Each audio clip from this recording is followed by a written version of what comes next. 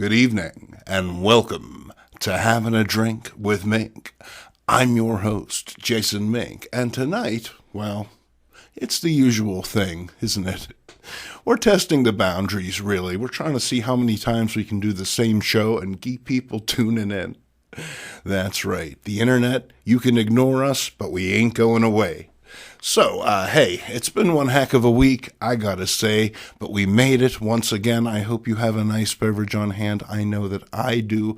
Let's get right to it because, well, as always, there's so much to get to. As you can see, you can clearly see. This is a visual medium after all. Okay, right off the bat. And so to speak, if you will, it's the Batman Masterpiece Edition. And this thing is all kinds of nifty, I have to say. I picked this up about a week ago, and initially I was mostly interested in the action figure that came with it because, well, kind of a sucker for the mans, don't you know? And this is one heck of a man. It is a Batman, in fact, and he is looking pretty imposing. He's got a great classic sculpt modeled on his appearance, his first appearance, in fact, in Detective Comics number 27. And you can tell all those subtle differences. It's the very specific cowl. We got the bat missing the head. Then we have this big old honkin' utility belt here. And now the super nifty thing about this figure, if I can get it all going here, is he's got wires in his cape. So we're able to replicate, oh yeah, baby, check that out.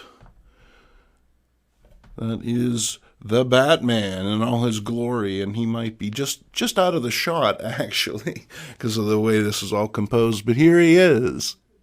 And I gotta say, was certainly thrilled to add this guy to the collection. Now, as you'll notice, he's a little big compared to a Mego figure, which makes finding someone for him to tussle with a little more difficult. Who knows, maybe he can take on Godzilla, or maybe he can take on Naked Woody Harrelson, who's joining us here tonight. As you can see, he's doing some sort of post-modern primitivist thing with the vest there. I'm not quite sure. Larry never runs this stuff by me. He says it's better as a surprise, so we'll take that as we will. Let's set Bruce down for just a moment. Now, the Batman Masterpiece Edition, clearly more than just an action figure, don't you know? If we turn this truly imposing box around, oop, I made a gonk. We have a little bit of a copy on the back here. Nice solid construction of this here box. And it features a little bit of Velcro on the sides for all you AMSR folks.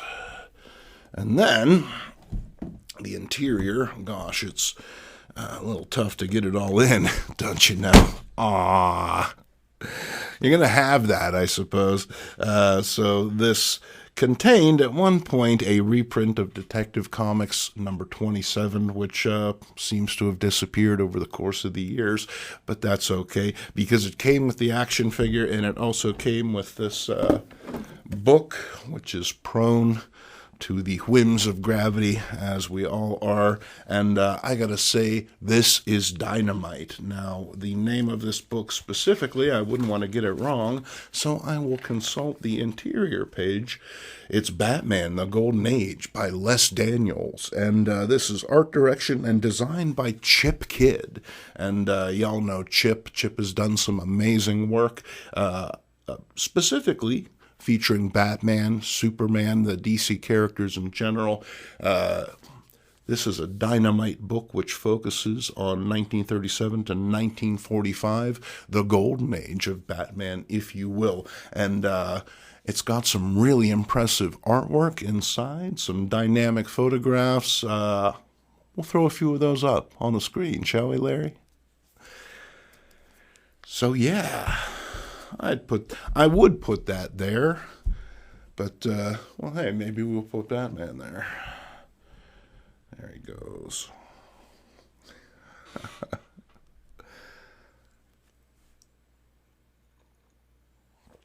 You gotta love it.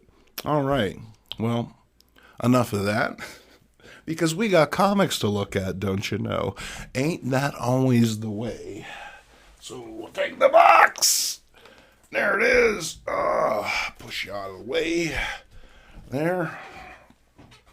I see Stabby is here. Don't necessarily need Stabby, unless someone breaks into the studio and tries to stop the broadcast, but we'll keep him on hand. Never know what can happen.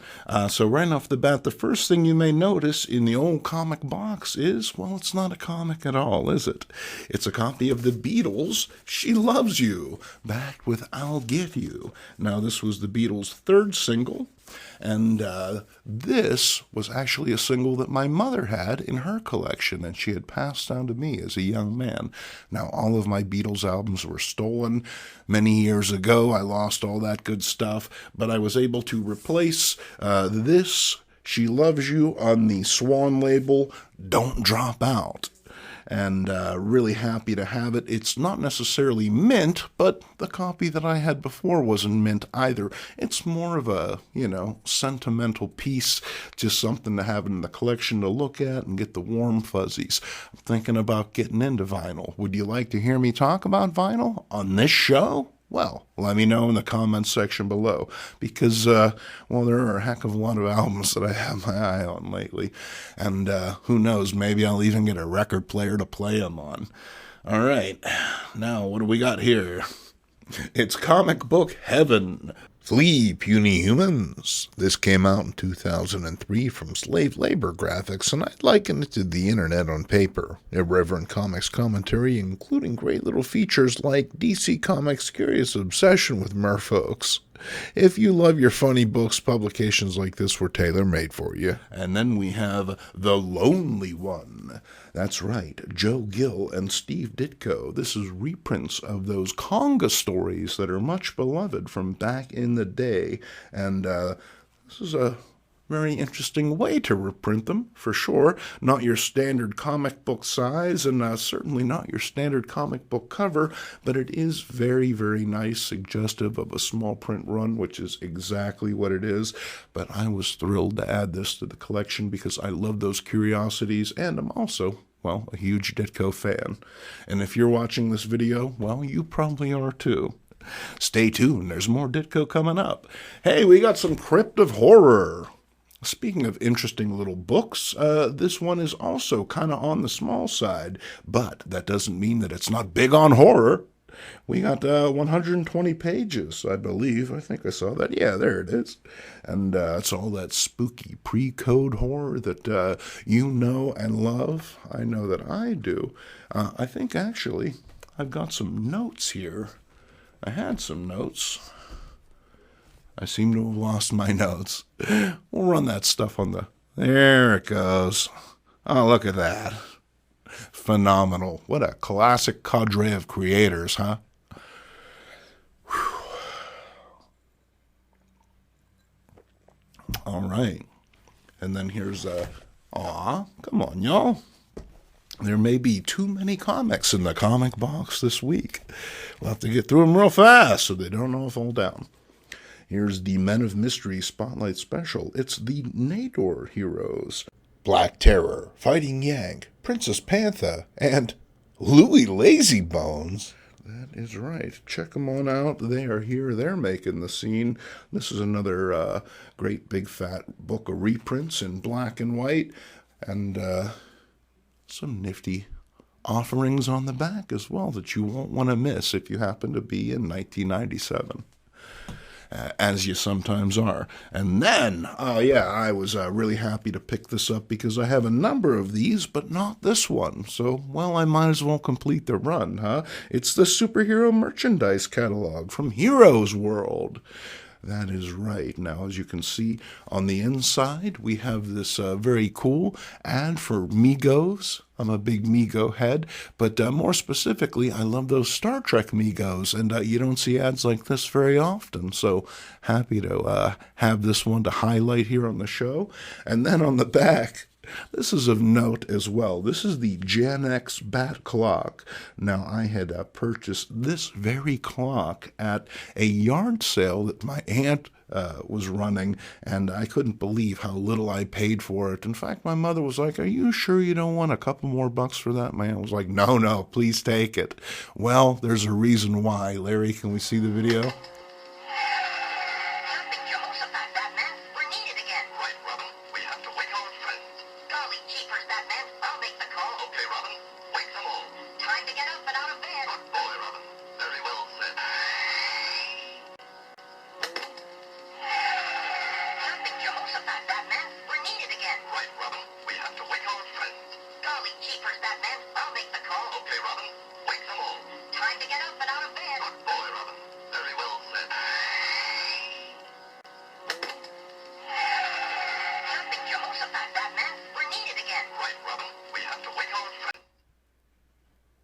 So my mother would wake up to that every morning. Somehow I was able to sleep through it for 20 minutes at a time, but it woke Mom up, and, well, I was woken up in turn.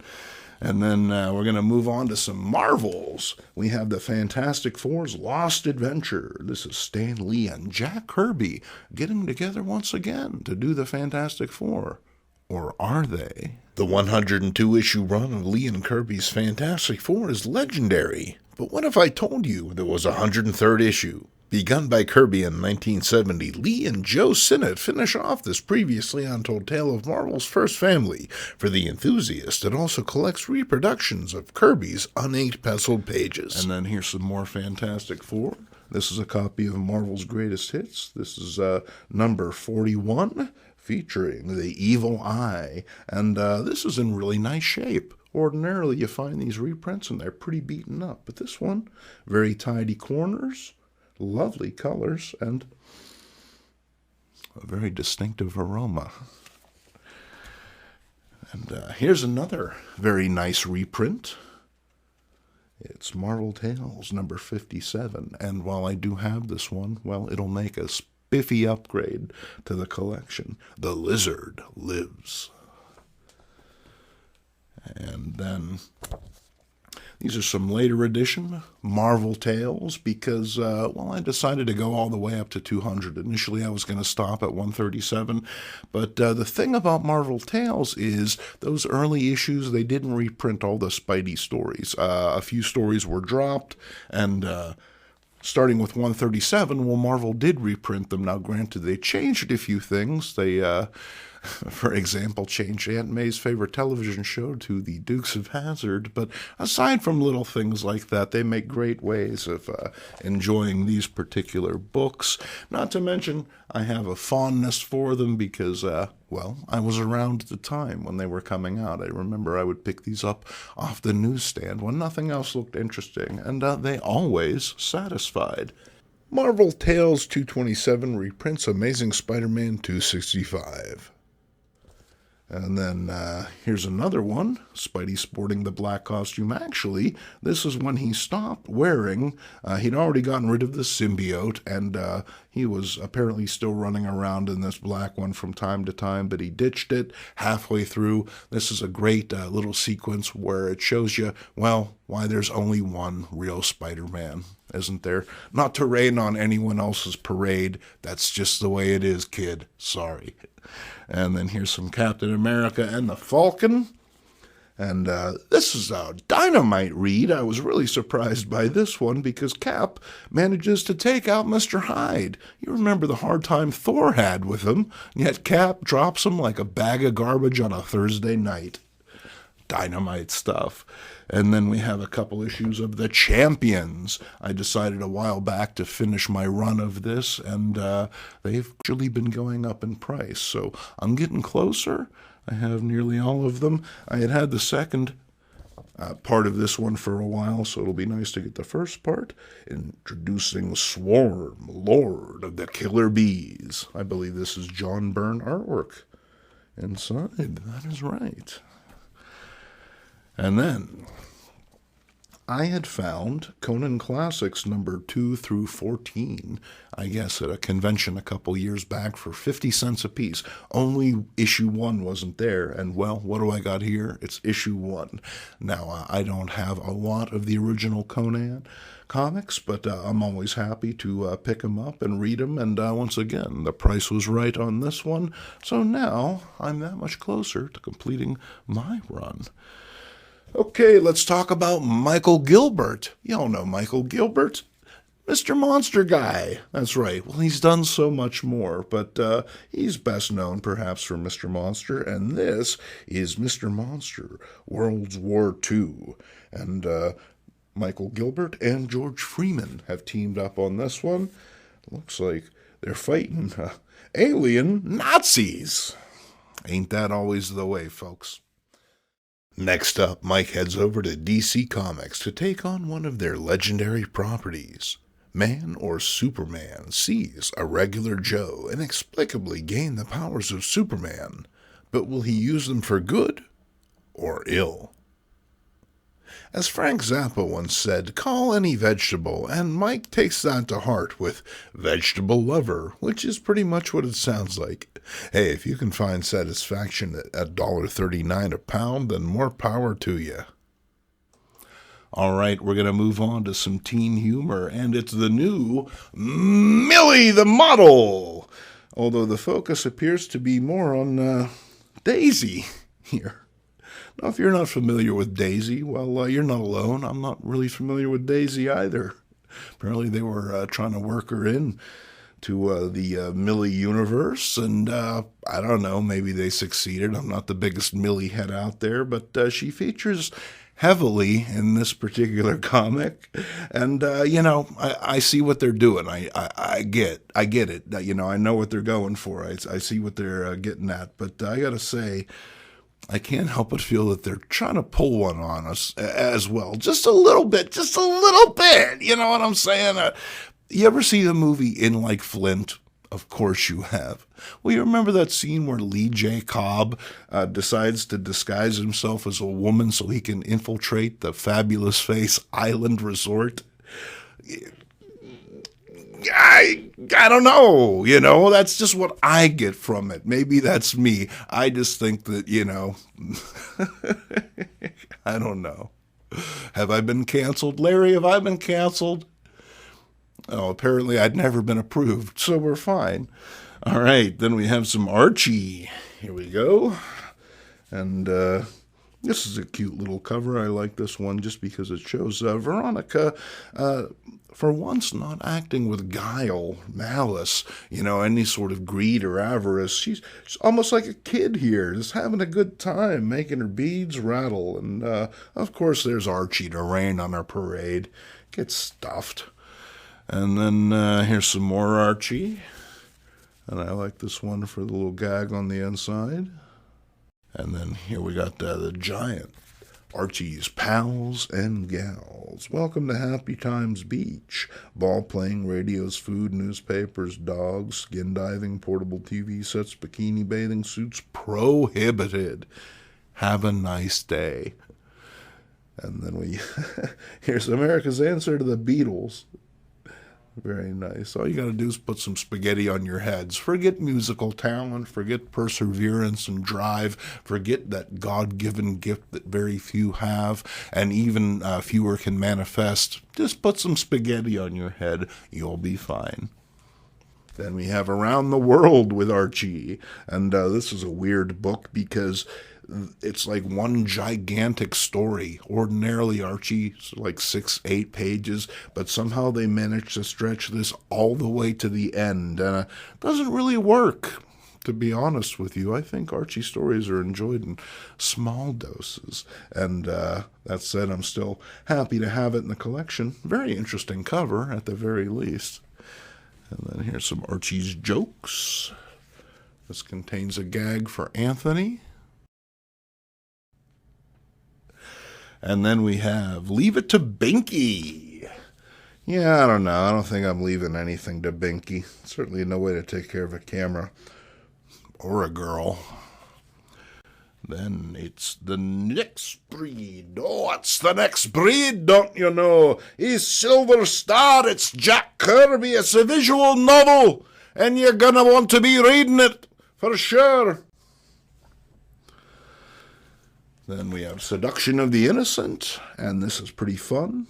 Some pre-code sci-fi reprints. Can't go wrong. And then, fabulous Furry Freak Brothers. And here's an issue that I don't actually have in the collection from Rip Off Press. This is number 12, and it's probably like reprinted a gazillion times by this point in time, but it's one that I haven't read, so certainly excited to check it on out. And then it's Twisted Tales, featuring some eye-popping Richard Corbin artwork. Absolutely can't go wrong there. I've seen this cover a number of times online, so certainly happy to add Twisted Tales number 1 to the collection. And then here's a book that I've never seen online. I've never heard anybody even talking about it. It's Snarf from Kitchen Sink Comics, and apparently this is a sort of Mad Magazine-esque kind of effort from the 1980s. Now, I picked it up because this wonderful Will Elder cover, but it's also got work from Cruz, Omaha, King, Lynch, and Worden inside. So, pretty good, gotta say. Can only show you the cover because, well, there's some boobies in there. I mean, I'm not saying this and boobies are associated in any way. It's not as though I can't control myself. God knows. And then we have The Adventures of Dr. Graves. And this is number 1. This is another one of those A-plus comics reprints that I've been picking up in eye-popping black and white. You gotta love that, folks. And then something to add to the Atlas Comics collection. Somehow I didn't have this one. This is number 3 of Sergeant Stryker's Death Squad. They're savage combat tales, except no others. Mission: kill Rommel. And then here's a copy of Legion of Superheroes and Superboy, and I got a kick out of this cover, I have to say, and then I was even more delighted when I flipped it open and found this scene featuring you-know-who, Charles Bronson. And then it's Jungle Girl. Oh, yeah. Now, Jungle Girls, I'm sorry. It's Wild Girl in Jungle Girls. It's an AC comic. And this features some fun jungle reprints from back in the day. If you like cheesecake, good girl art, then these are definitely worth picking up. And once again, not really all that expensive because, well, no one's making a movie about Wild Girl or Sheena, Queen of the Jungle at the moment. So, you know, get in while the getting is good. And here's Fat Dog Mendoza. Now, I've talked about Fat Dog before on Comics for Breakfast. This is some Scott Musgrove madness. This book was a absolute delight, and I bent my copy up pretty badly scanning it for that Comics for Breakfast, so I was happy to add this nice minty copy to the collection, even though I'll save my original because, well, hey, there are some things that you just can't replace. And then here's some more Scott Musgrove goodness, featuring the Whoosh. There he is, and Fat Dog in all his glory. It's Deadline. And then, all right, it's Space Hawk, Basil Wolverton's powerful, mysterious man from outer space. And these are black and white reprints, but they really allow the artwork to pop. It really delivers the goods. These are from Dark Horse. This is issue number 4. And then, this was sort of a curiosity. As a young man, well, I had a bit of a thing for Marilyn Monroe. And a bit of a thing for conspiracies. So you want to wrap those two up in a comic book? Well, you made it good. It's Conspiracy, Marilyn Monroe, Suicide, or Murder. That's a lovely back cover. Absolutely. By Earl Ferguson. Earl, if you're out there, cheers. Oh, no. Oh, dear. What am I going to do now? Then we have The Black Cat. Oh, wait a minute. Let's get this right. It's Alfred Hardy presents the one and only, the original Black Cat in full color. And these are some spiffy reprints from Reflections Comics. I've been picking these up. Somehow I missed this one, and I gotta say, I love the colors on this one. Very eye-popping. These reprint those classic Black Cat superhero stories that are oh so much fun. And then we have, speaking of fun, it's Reanimator. That's right. Make a note of it, Dan. Here we have the classic horror movie now in a color comic from Adventure. Now, I talked about Dr. Herbert West on a fairly recent 3 Mans $5, so I'll post a link to that if you love this movie as much as I do. And then here we have some more 80s goodness with Martial Law, Kingdom of the Blind. Now, this was a little bit later on in the martial law story, and it sees a return of the private eye. Or does it? Really? Does it? I don't remember. It's been a little while since I read it. But very striking back cover. And then here's some more martial law. And he's teaming up with the Sewage Dragon there. How about that?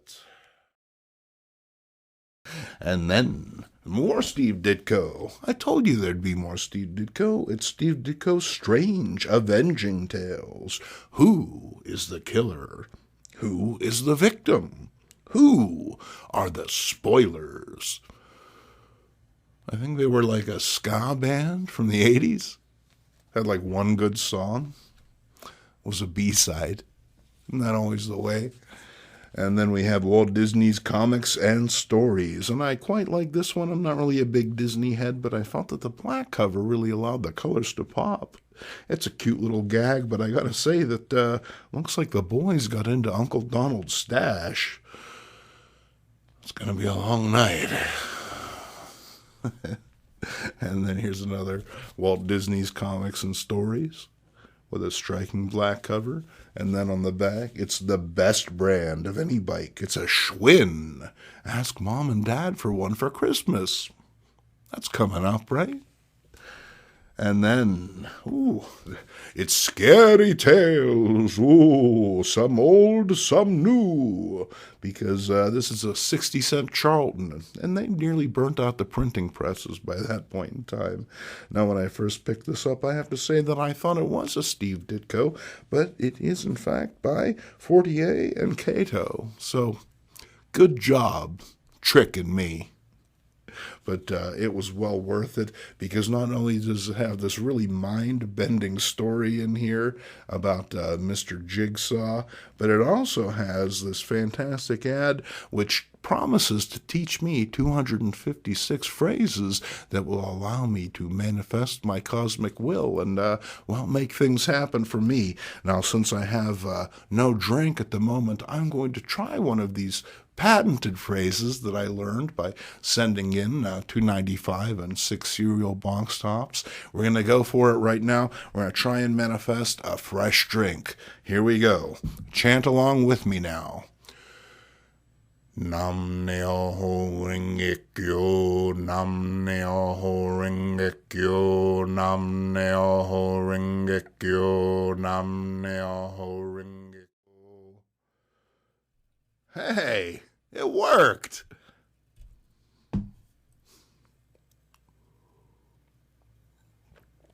And it's delicious. Well, I consider that money well spent. Next up, it's Jungle Girls. That's right, my favorite kind of girls. They're wild, savage beauties.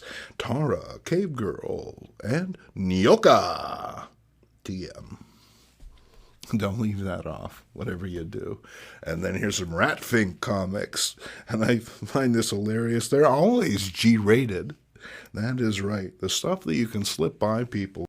And then here we have Pure Images. This is a very interesting book. It's all about visual media of the 20th century. Very, very cool.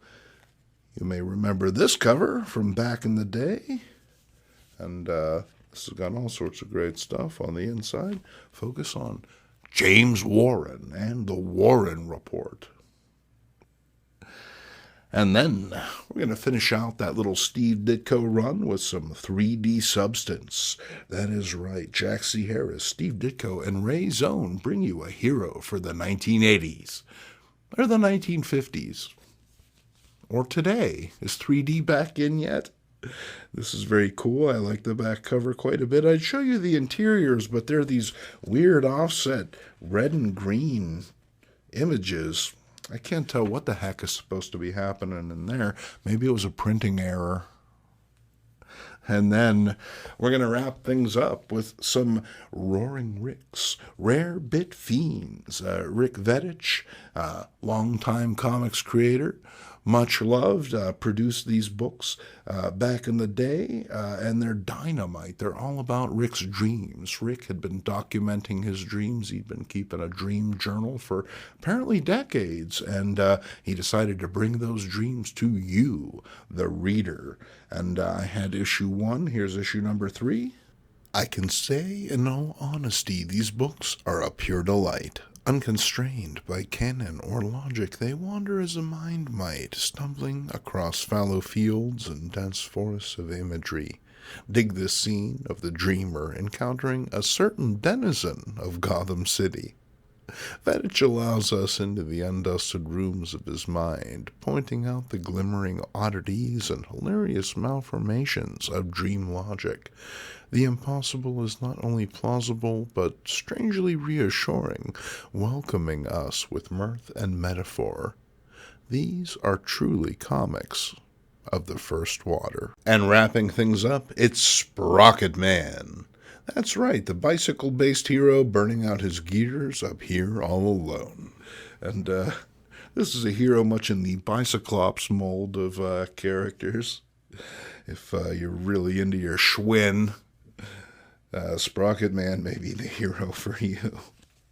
And here he is taking on the big man as he apparently cuts his brake cables. Ooh, evil! Evil! All right, well, that would appear to be it. So thank you for joining us on this episode of Having a Drink with Mink. I had a swell time. I hope you enjoyed yourself as well. There won't be comics for breakfast this week because, well, gosh, I've been very, very busy, I gotta say, but we will be back next Sunday, so I hope to see you then. Until then, cheers.